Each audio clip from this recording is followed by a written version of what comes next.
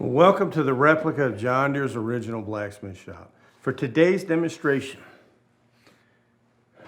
that's a piece of 3/8 inch square stock of mild or low carbon steel. And right here, inside that piece of steel, is an ornamental decorative leaf. And it's just screaming to get out of there. So we're gonna bring that out. So we're gonna get our steel in the forge.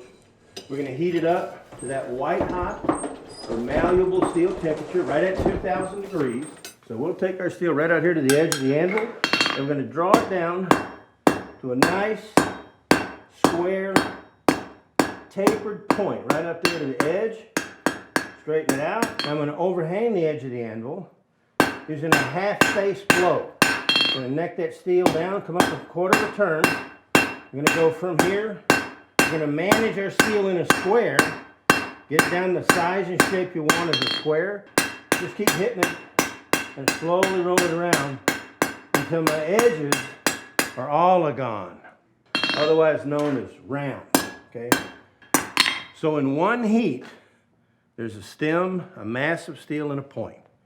It's a leaf bud, and from that bud, we're going to grow that leaf out. However, from this point forward, every time it goes back in the fire, it's at risk of melting. So I want to kind of dance with it, in and out of that hot spot to get to the right temperature or color without melting or thinning.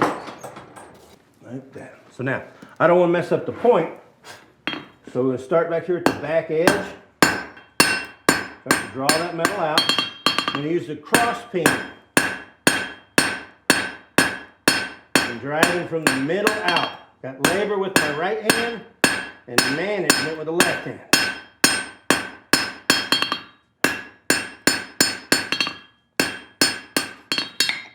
That's a two-dimensional leaf. Got length, got width. Now I can give it depth. Turned into a three-dimensional leaf. So back to the heat we're going to go. And I'll get my next step ready. I've got a leaf forging die as a hardy tool, and this is a blunt chisel. It's not a sharp chisel. I'm going to run that chisel right down the middle of the leaf, which will fold it, hammer it flat in the trough to imprint the vein on the back. So you got to use your brain to figure out where it's hot and where it's not hot. All right, take that chisel.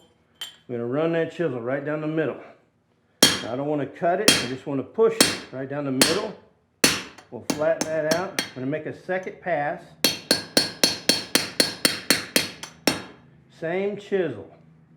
Going to imprint some lines on that leaf, giving it some character and definition. We'll come the opposite side. Going to make it semi-etrical. So there's the lines and the fold on that leaf and the vein on the back side.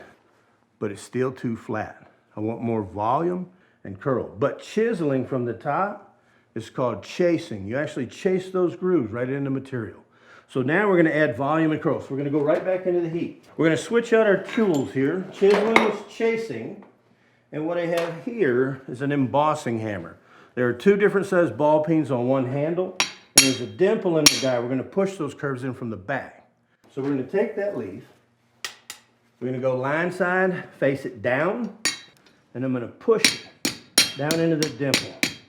Let the ball into the hammer and that dimple cut together to shape and curl that leaf. Flip it over, change the direction of the curves. Right. So now you're starting to see the real flavor to this leaf. A little flat on that edge, and just work that stem back nice and straight. So you see we got a real sweet cup and a little curl on the end, but it's not quite finished yet.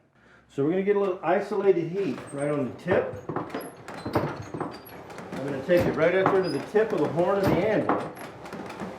I'm going to put that little finishing scroll or finial scroll right over the tip. See how it just kind of points up, doesn't finish well? Turn it over, I'm going to hook it on the horn, turn that around, and I can freehand and finesse and pull that little scroll around until my eye tells me That's where it looks good. So when that leaf falls off the tree, it won't poke anybody in the eye. And that's also your proof that it's handmade. Now here's your safety tip. Don't touch it, because steel lies to you. It'll stop glowing and look just like cold steel.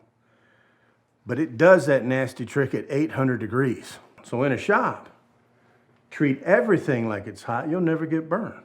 And when in doubt, spit on it. Because listen, I want you to hear a sound. All right, you hear that sizzling? Your skin makes the same sound. But you can't hear the sizzling over the screaming. So don't do it. But it'll go from red hot to that cold, just that quick. And that's just an ornamental, decorative leaf out of steel. Anytime you can take something that don't look like it comes from nature, and you can make it look like it comes from nature, I think you can say you've done something. And that's what blacksmiths do. We heat the steel up, we forge it into the shapes we do, and that's what John Deere did when he started this company in 1837, right here in Grandy, Illinois, at the John Deere Historic Site. Thanks for stopping by.